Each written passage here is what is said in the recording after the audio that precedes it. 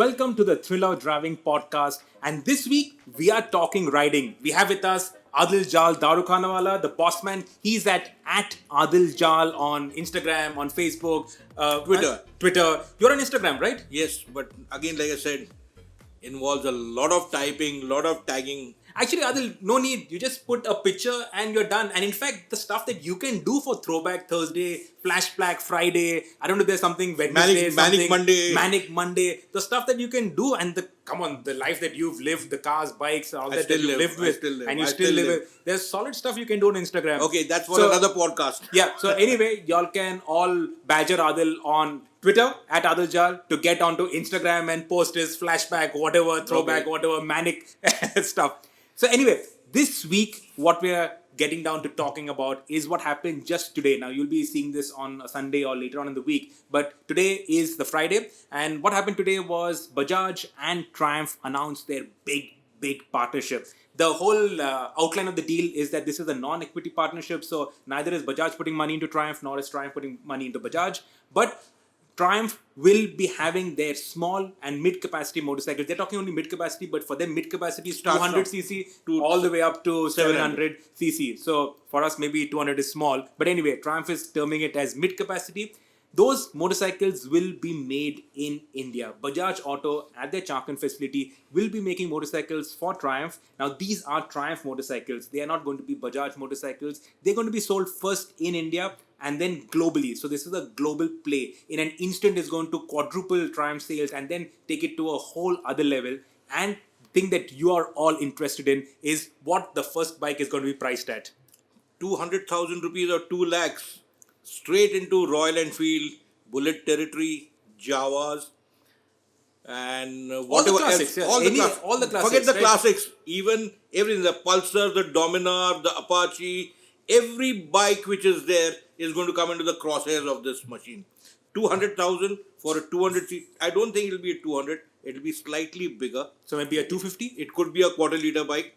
But keeping all the capacity, today capacities really speaking don't matter much as long as the overall package of the bike is concerned. That overall package of the bike is what both Rajiv Bajaj and Nick Bloor were at pains to inform, that it would be a pure play Triumph motorcycle.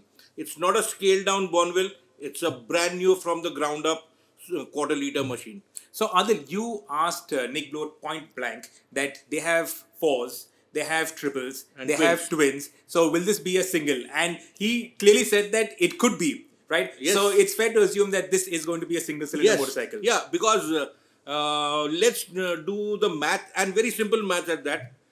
A twin will require more hardware on the bikes, more material on the thing, and 200,000 price point is a little difficult to stretch it that far for a twin. So the smart thought is got to be a single.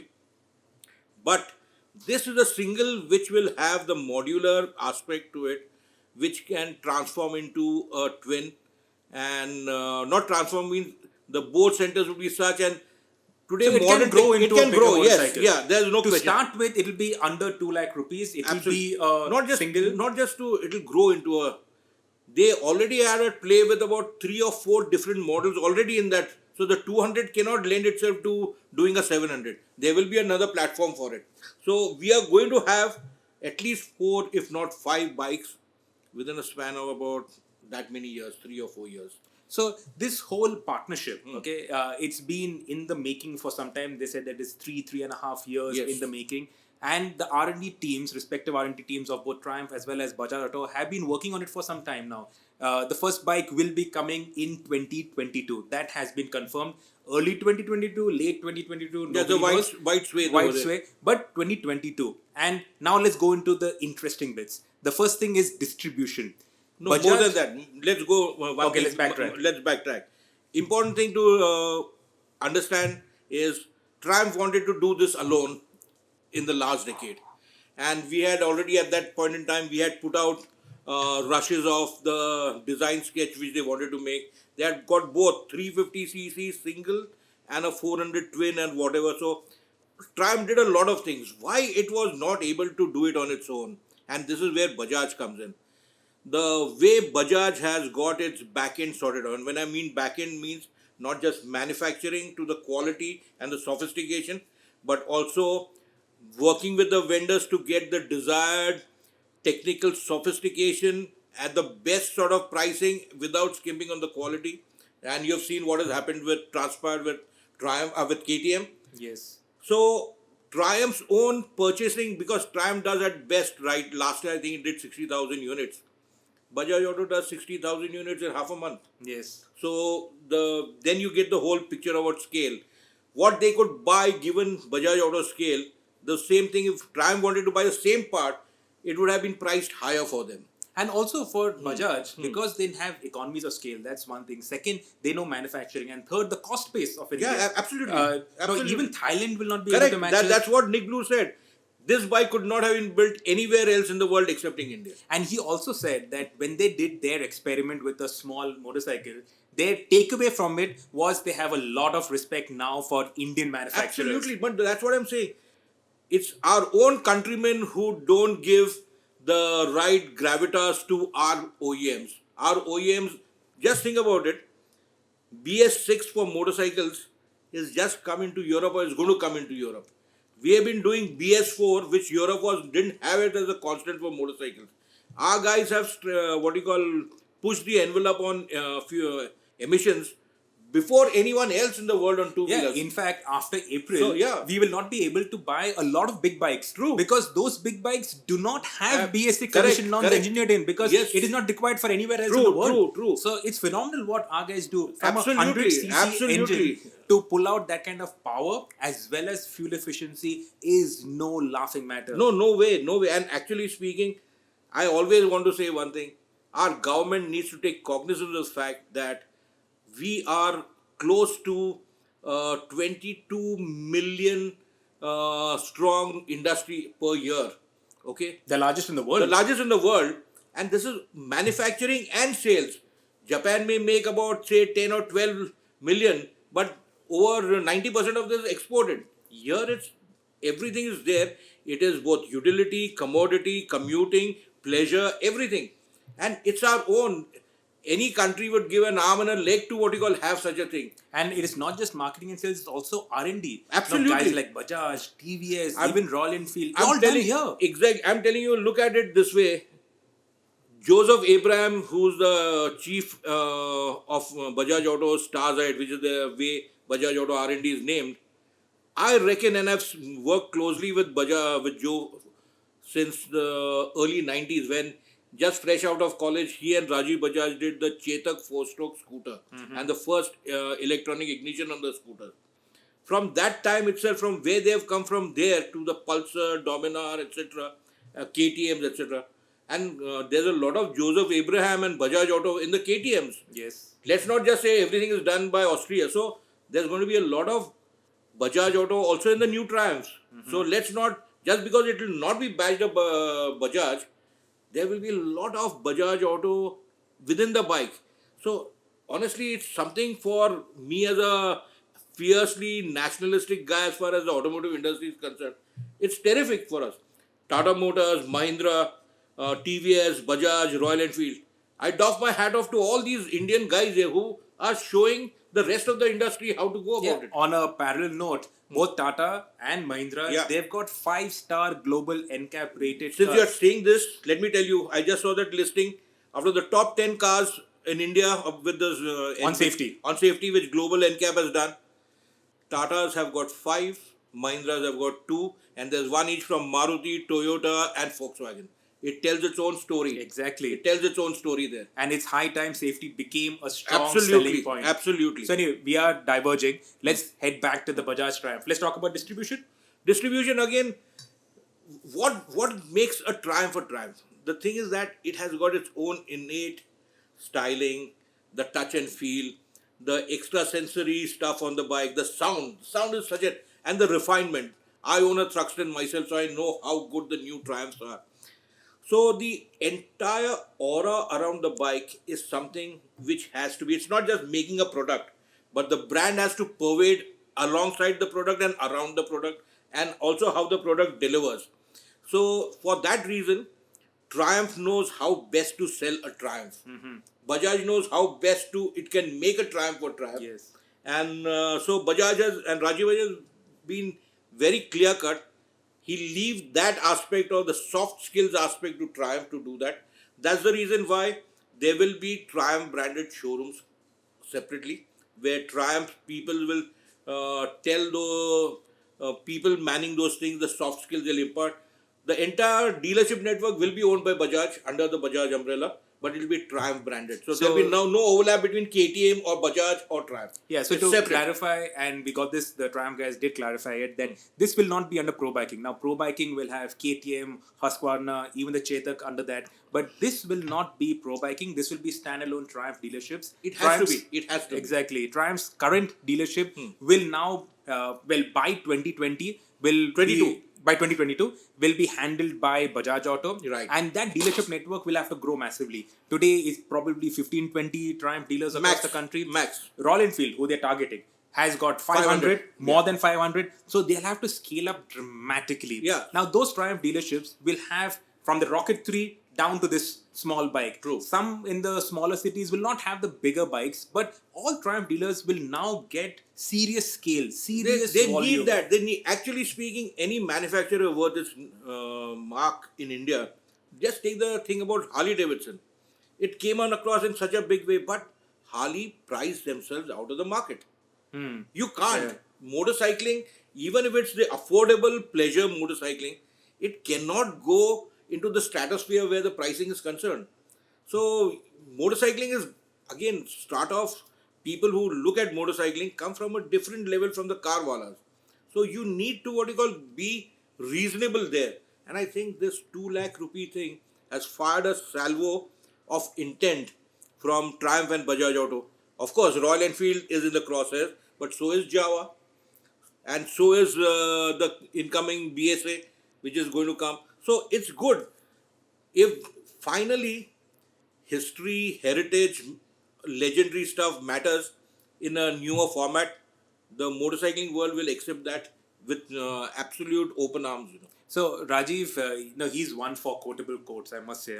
He's his father's son. He's his father's son. His press conferences are the most entertaining. So somebody asked him. No, said, but with intelligence, Sure. Yeah. He's a very smart person. So everybody asked him, so who's this going to take on? And what he said was, everybody from the Pulsar and Dominar will upgrade to this new Triumph. And everybody on Splendor and the Shine will upgrade to the Pulsar and Avenger and Dominar. So he said that they are going to become history. They means Splendor and Shine. But he also said something else, He says lesser known brands like Harley Davidson. Lesser known brands, yeah. Okay. So in that sort of sense, yes. So but care to think about it. Keep the what you call barbs aside and just care to think about it. Look at the Harley Davidson Street. It promised much. I will not like to ride that bike. Just look at the way I sit on that bike. The foot peg positions are completely skewed. It may work in the USA where I don't know, and I don't just think the street will work very well in the USA either. You cannot do such a bike, Everyone comes from a plane that they keep Harley Davidson in a certain light, and then what you get, the hype doesn't meet the reality. And you also will burn your thighs. So that's another thing. well, Good family planning. But I don't think Harley ever wanted to that's an inadvertent attribute which has been engineered into the bikes. So what else do we know about the motorcycle? We know that the styling is going to be done in the UK. It's going to be hardcore Triumph styling. Yeah. We know the cycle parts are being done jointly. Hardcore, but still very pleasing. Very pleasing, of course. Triumph Yeah. styling is very pleasing. So I mean that in a positive sense. Huh? Yes. So the cycle parts are going to be done jointly, though Triumph will take the lead in finally validating and signing off on how the bike is going to handle it right? It should. And a lot of the nitty-gritties of the engineering, so the internals of the engine, internals of the gearbox, all that is going to be done in Pune. Sirish, one very key element. Forget about everything on the bike. Just the very nature of the refinement on a Triumph motorcycle, vis-a-vis any other, CC for CC, you do that. It's of a different quality and a different sensory level. And just the sound or even the vibes you get when you twist the throttle. Triumph, there is something about it which makes it so very pleasing, differently, and also when you look at the other major brands in the world, I think So the DNA has to come through on the motorcycle. it has to come through, but again, which can be used effortlessly across the range. So even a kid can, like everyone says, the Royal Enfield 350 is a macho bike. It's a pussycat of a bike. Actually. So But it's many, a heavy pussycat, huh? yeah, no, but it's heavy to only get on and off the Yeah. stand. But if you know the knack of how to get it on and off the stand, she's a delight to ride. She's very simple, very. That's why so many women abroad ride the Royal Enfield. And women over here, huh? I must Yeah. say that a lot of women here in Yeah. Pune, Yeah. I've seen a lot of them riding Royal Enfield. Yeah, yeah. So what I'm saying is that macho thing is a good image, but it transcends across barriers. What do you think this motorcycle will be named?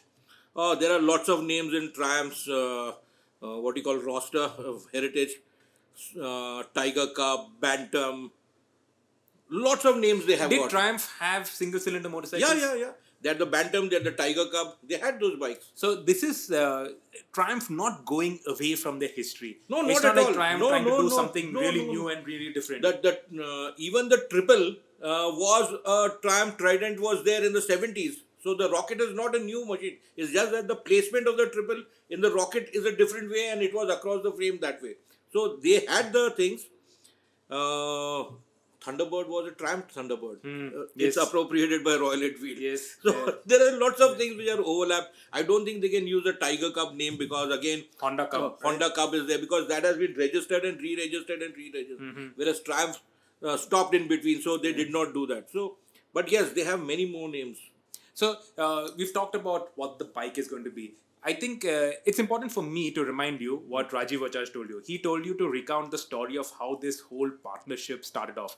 When they first met in 2007, 2006, 2007, and then 8 years later it started off. So do you want to talk to that whole story? Yeah, the thing is that at that point in time, Rajiv was very clear and he knew what was happening in the car world. And if you care to think about it, around the first half of the last decade, you suddenly had BMW and Audi come in a big way to challenge Mercedes-Benz.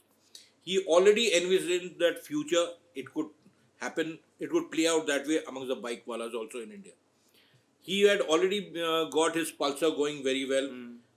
The company had almost gone under when the scooters fell off, the wheels fell off the scooter in the late 90s, and the Pulsar saved the company. And so he thought, best thing is to do is not to take the commuter guys with the volumes head on, skirt across, go one from the performance end and one from the absolute different end. So he just ignored the Hero Hondas and he went across over there. But he still thought you needed another effort to straddle and safeguard the Pulsar and the Domino. At that time, the Pulsar and the Avenger then. That's where he started hunting for brands. Opportunity came in when KTM was looking for a partner. And KTM also wanted some capital infusion there. And they did the deal, structured it so beautifully. And the thing is that Rajiv Bajaj used that word integrity. And I know, have dealt with Bajaj Auto since the early 80s when we used to do motocross racing. There's been no company with such an integrity as Bajaj Auto in the two-wheeler world. Right from his father downwards, So he said, yes, let's. So even though KTM, he's joined hands and KTM, he structured a thing that the equity stake for Bajaj would creep up gradually and without disturbing KTM's own plans of management. And I think it has worked out beautifully. Today, Bajaj owns close to 49 point something of KTM. But Rajiv Bajaj never flexes his muscles where KTM policy or management is concerned. That's why we still see KTM in the Dakar, we still see them in the MotoGP things, we still see them in the World Motocross Championship. We also have the KTM free ride electric bikes. So wherever there's performance oriented stuff, KTM has the last word. But a lot of the soul in the small capacity KTMs is Bajaj DNA there. And the chemistry between Rajiv Bajaj and Stefan Perrier, boss of KTM. Stefan Perrier was here in Pune at the Bajaj-Triumph signing. Now, KTM has got nothing to do with this deal. Nothing to do. But he was just there as a well-wisher of Bajaj Auto, which is fantastic. You don't see that in other manufacturers, right? No, not just that. See, the thing is that here, today, it's also about survival in a tough, challenging global market. And I'd like to go back to cars. In the early 80s, we had a big situation in Europe where car makers were really reeling from capital outlay in developing cars. So what happened? There was this PRV project, Peugeot, Renault, and Volvo. All three of them got together and decided and designed and developed a whole family of engines. Those are three manufacturers pulled in their best talents, their money, they shared the cost, the half the development time, etc. And the PRV V6 and the 4s worked for all these three manufacturers for the next 25 years. And then afterwards, you saw strategic Fiat and Ford with the Twingo and the car, Peugeot and Fiat with something else. So there is a lot of joint development which this had not been happening in the two-wheeler world. Rajiv Bajaj has taken that. He is, I think, one of the first proponents of this and has done it so admirably well. No one gives him credit for it because, sorry to say, 99% of the journos in the automotive world don't have that perspective. But he has done that. The Triumph deal is only one more avenue down that same road. And Bajaj has got a very good track record of partnerships. Absolutely. So the Kawasaki partnership, okay, you don't see that in India anymore, but it's still on in the Philippines. That has been there for 35 years. Raji mentioned the partnership with Kubota that makes diesel engines for the three-wheelers. That's been on for some 20 odd years. KTM partnership, 12, 13 years. So Rajiv Bajaj and Bajaj Auto, in fact. Let me tell you one more thing since you're on this topic. When LML Vespa got into India and they were doing this, then LML and Piaggio ran into rough water. I don't want to, I know the reasons for who did what, so I will not go there. But it happened that Piaggio was asking for a capital infusion by Bajaj Auto in the late 80s. And Rahul Bajaj was amenable to that. And they were also giving him a seat on the board. But the Italians did not see the larger picture and where they wanted, and they did not go that route. So much so, if they had done that, we may not have had the Pulsar. So thankfully, it didn't happen. It's good. Yeah, everything still, happens for the but best. still, the key thing is that Piaggio, which was Bajaj's first collaborator, it went out and still what we call knew what Bajaj Auto and Rahul Bajaj stood for. And to invite him back again, that integrity business we're talking about, that partnerships we're talking about, I think it says quite a lot from that time also onwards, Yeah, so that is excellent stuff from both the partners. We will be able to ride it maybe end of next year, the motorcycle? I hope so. Yeah. I think so. I think we at least will get to see it very Yeah. quickly. But the thing to remember is that there will not be a Bajaj motorcycle on this platform. Rajiv Bajaj point blank he said, we will not do that. So whatever they're doing on this platform will only be Triumph. So let me just expand this line of thought which Sirish said. Again, if you care to think about the Dominar and the KTM, both of them are different. They share aggregates. The bottom end of both the engines are the same. So there will not be anything wrong in sharing those aggregates going forward. There could be another thing, but there will not be a Triumph branded as a Bajaj. Yeah. Just like there is no Dominar, no KTM branded as a Dominar or something, the same thing will happen across. And it won't be like a Vento Rapid situation. No. That is badge engineering at its flimsiest best, So that's not going to happen. I must talk through some of the quotable quotes from Rajiv at the press conference. So actually speaking, you should pay to be in his press conferences. It is that good. Or pay to watch his press conferences later on. Yeah. So he said that we would never do that, and he acknowledged very candidly that Bajaj Auto has this whole they go from the VFM space.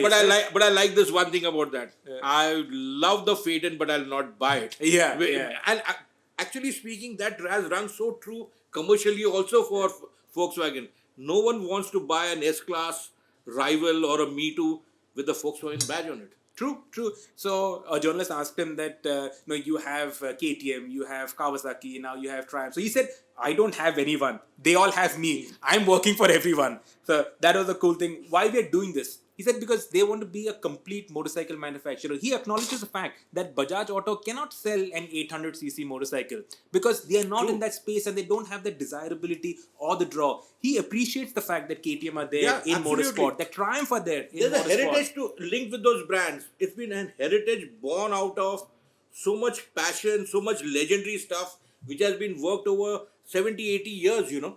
Yeah, so Bajaj also will distribute this motorcycle in the international markets that they're present in. Yes. So in Latin America, Central America, Southeast Asia. in Southeast Asia, Bajaj Auto will set up these Triumph dealerships, not Bajaj dealerships, but Triumph dealerships Yes. to distribute, sell and It makes distribute sense. this It bike. makes sense. They already have a presence there. They know the lay of the land. So I think it's a logical thing to do. There's nothing wrong in doing that. And Bajaj Auto are very big in the let international market. let me right? also tell you one thing. For a long time, Volkswagen sales for over 3 decades in Japan was organized and maintained by Toyota. So don't think too differently where this sort of a thing is coming for in the motorcycling world. Yeah, so that world's most popular Indian, or world's favorite Indian, right? That is a fact because fact. Bajaj Auto, they sell in Africa, in a lot of the markets over there, they are the largest selling manufacturer. In Mexico, in Brazil, in Colombia, they rule the roost over there. And actually in Africa, Bajaj is under threat from hordes and hordes of Chinese who are cheaper, but they don't last. Yeah, so Bajaj also has quality. Yeah, Right? absolutely. Bajaj bikes, the Boxer. When I was in Iran, the delivery guys were on Boxers, In the on Middle- 150cc Boxers. In the Middle East, the Pulsars are used for the courier services. Yeah, and even the rickshaws. Yeah. The rickshaws sell all over the place. Yeah, in absolutely. in In Iraq, Egypt. In Iraq, I saw a feature on CNN on rickshaws, all Bajaj rickshaws, and how they are mobilizing and using these rickshaws to mobilize. I should have taken a thing and tweeted it, but this was on CNN, and this was Bajaj rickshaws being used to mobilize the resistance. I don't know what, Yeah. but in Iraq, they're all over the place. When I was in Egypt, I saw rickshaw guys racing against each other. So these things are everywhere. And as an Indian, when you go abroad, when you see a Bajaj, when you see a TVS, when you see your Indian brands, it makes you feel proud. Of course. They say that I think send our politicians and our babus over there to these countries to see what Indian ingenuity can do. Indian engineering also. Engineering and Yeah. ingenuity. You got to tell them, because many a time we guys sneer at our own countrymen's achievements, because thanks to ignorance more than anything else. So that's, I think we've covered the most, at least all the aspects of the deal that we know as of now. The entire Triumph top management was in Pune. Before the press conference, that's when they actually signed off on the deal. So they were actually working on it. The R&D teams were working on it, but nothing formal had been signed off. No, there was intent had already been formulated. So that's what I'm saying. Yeah. The trust Yeah. that both Yeah, the yeah, partners absolutely. already Absolutely. have. So they've just signed off on the whole thing. We will see more motorcycles, and that is great for us, right? More motorcycles, more affordable motorcycles. Great for the entire industry. Great for Indian manufacturing as Absolutely, a whole. absolutely. And also, don't forget, Bajaj Auto has just started off their EV journey. The Chetak has just been shown. These are early days. The people who buying Chetaks will be the first of their kind. They will be the influencers, so to speak. They'll be And the pioneers they'll across be the there. pioneers. Yeah, that's a better word, better way to put it. And from there on, this can only grow. EVs are coming. There's no two ways about it. And I firmly believe... But thankfully, Triumph is also coming, and Triumph I Yeah. don't think is got an EV so very clear in the near future. So we're happy about that. To end, Adil, you mentioned that Triumph also made scooters once upon a time. Yes, and they were not successful at all. They were grotesque too in their makeup and all that. And So there will be no thankfully- Triumph scooters. And thankfully they stopped. No, you never know, because if Bajaj makes a very compelling proposition, and I think the Chetak is on that line, Triumph can be made to have a closer look at it. So this deal is huge. Huge. There's yeah. a lot of the scope is really The vast. ramifications are immense. So that's it for this week's Thrill of Driving episode. Adil, thank you very much for being on the Great. show, also giving your wisdom. And next Thursday, I must think about it. something on Instagram. Yes. Right? Thank you for Thank you, guys. listening. Thank you for watching. If you have comments, please drop your comments below. If you like what you see, subscribe to the channel. Get notifications when we put up more of our podcasts, more of our videos, more of our content. Let us know what you like, what you don't like, and what we should be talking about. Thank you and take care. Subscribe to the Evo India channel and hit the bell icon to keep pace with the thrill of driving.